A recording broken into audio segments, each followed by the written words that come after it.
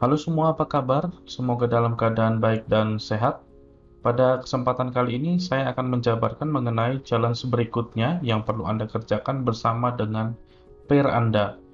Kita akan melanjutkan kasus friend catalog. Sekarang kita memasuki di fase kelima.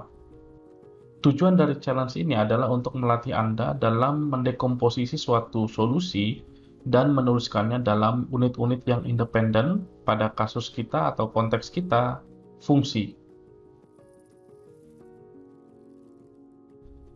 Pada dasarnya yang akan Anda kerjakan adalah meneruskan dari fase pengembangan sebelumnya. Pada fase kelima ini Anda diminta untuk mengaplikasikan konsep modularity dengan mengembangkan solusi dalam bentuk unit-unit yang independen. Pada konteks kita, Anda akan merealisasikannya dalam bentuk function. Secara umum sebenarnya sampai pada fase keempat, fase sebelumnya, kita sudah punya beberapa subroutine ya. Jadi daftar subroutine-nya kira-kira seperti ini ya. Yang pertama adalah menampilkan seluruh data kontak yang sudah tersimpan dalam solusi. Anda udah punya itu. Cuman masih monolitik ya, masih tergabung dalam satu main flow ya, belum dimodularisasi. Jadi tugas Anda memodularisasi bagian itu. Kemudian Anda juga sudah punya capability atau subroutine untuk menambah kontak baru. Nah, persoalannya adalah pada fase sebelumnya Anda menambah kontak itu sekaligus. Jadi kalau 5 Anda sekaligus isi 5, 4 Anda sekaligus isi 4, 3 sekaligus isi 3. Nah, yang di sesi sekarang Anda akan diminta untuk memodularisasi hal tersebut sehingga untuk memasukkan sebuah kontak, Anda akan memasukkan satu persatu. Dengan demikian, maka unit tersebut bisa lebih reusable. Selanjutnya, Anda akan diminta untuk mengaplikasikan atau mengimplementasikan sebuah fitur baru, yaitu fitur untuk mencari kontak berdasarkan nomor telepon. Jadi kan Anda sudah perhatikan ya, satu kontak itu bisa maksimum punya 3 nomor telepon. Jadi nanti Anda diminta untuk membuat sebuah feature di mana si user, si pengguna dari solusi itu bisa memasukkan sebuah nomor telepon, lalu akan dicoba dicari ini kontaknya siapa, siapa sih nama ownernya, kira-kira seperti itu. Nah, itu yang akan Anda kerjakan ya. Dari ketiga feature yang tadi kita diskusikan, kemudian kita petakan dalam bentuk option. Nah, di sini option ini akan dipakai oleh si user sehingga terjadi sebuah interaksi antara user dengan si solusi. Jadi misalnya usernya ingin menampilkan semua, dia akan pilih opsi 1. Usernya ingin menambah sebuah kontak, dia pilih opsi 2. Usernya ingin mencari sebuah kontak berdasarkan nomor telepon, dia pilih opsi 3.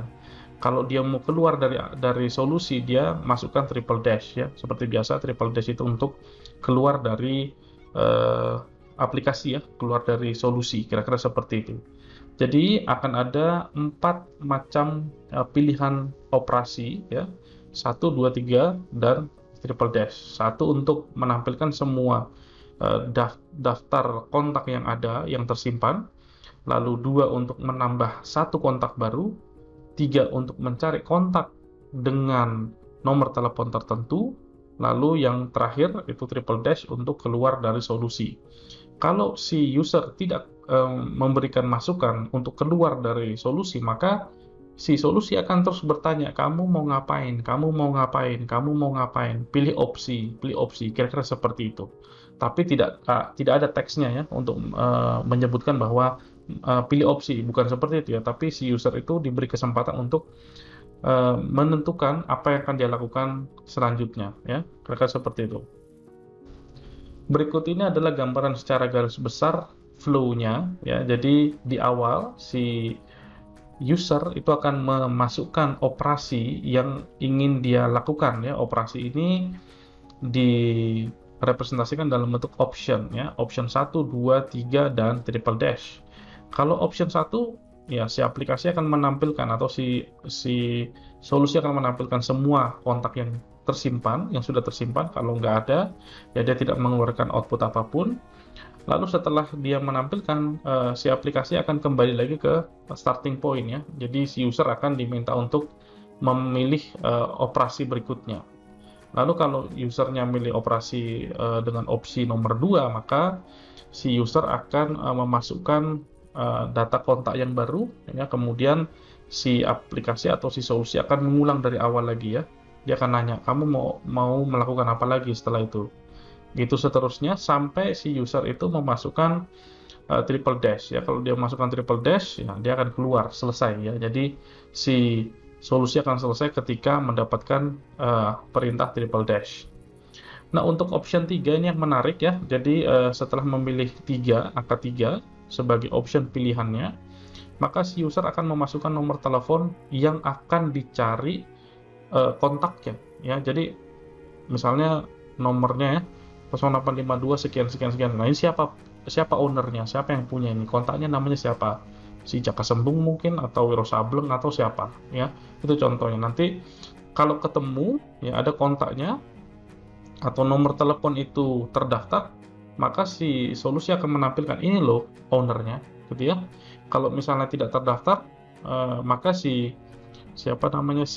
solusi tidak akan menampilkan apapun, ya. Jadi artinya itu nggak ketemu.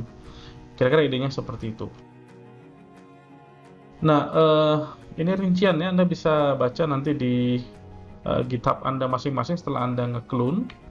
Ingat bahwa yang Anda akan submit adalah dalam bentuk Flogorithm, ya, kemudian disubmit lewat GitHub Classroom. Lalu Anda juga akan mempresentasikan pekerjaan Anda, lalu hasil presentasinya Anda submit lewat e-course. Jangan lupa, ya, jangan sampai telat. Kemudian jangan lupa juga link dari video presentasi Anda, ya, itu harus Anda sertakan, dan video presentasi Anda itu minimum quality-nya adalah 720p pixel, kemudian 30 fps. Dengan demikian maka saya nanti bisa menilai dengan lebih baik, ya, karena gambarnya jelas. Kira-kira seperti itu. Cukup untuk sesi ini. Jadi silakan mulai bekerja bersama pair Anda. Terima kasih. Sampai ketemu di sesi-sesi pembelajaran berikutnya. Ciao.